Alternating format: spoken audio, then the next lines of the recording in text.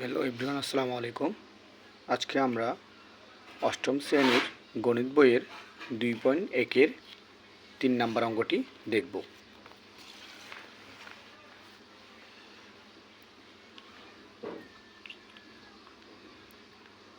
3 নম্বর অঙ্কটি কি বলা হয়েছে দেখুন।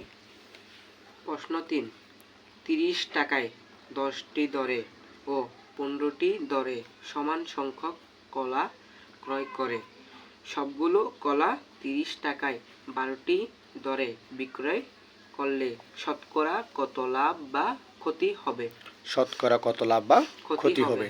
তাহলে সমাধান কি লিখছে দেখো এখানে। 10টি কলার ক্রয় মূল্য 30 টাকা। অতএব একটি কলার ক্রয় মূল্য উপরে 30 নিচে 10। 10 দিয়ে 30কে কাটলে কত হয়? 3। গুড। তাহলে কয় টাকা?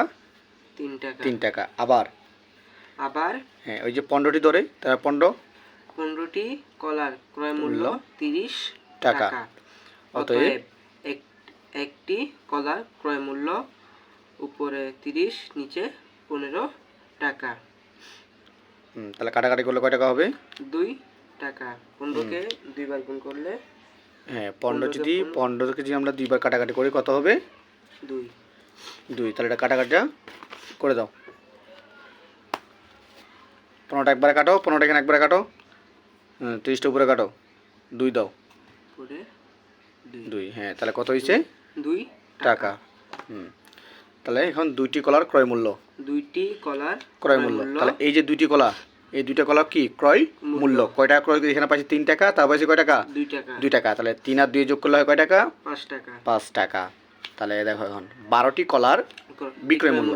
12টি কলা কি? এই যে এখানে লেখা আছে দেখো প্রশ্নতে, 12টি দরে বিক্রয় করলে। তাহলে এখন এই যে 12টি কলার বিক্রয় মূল্য কয় টাকা?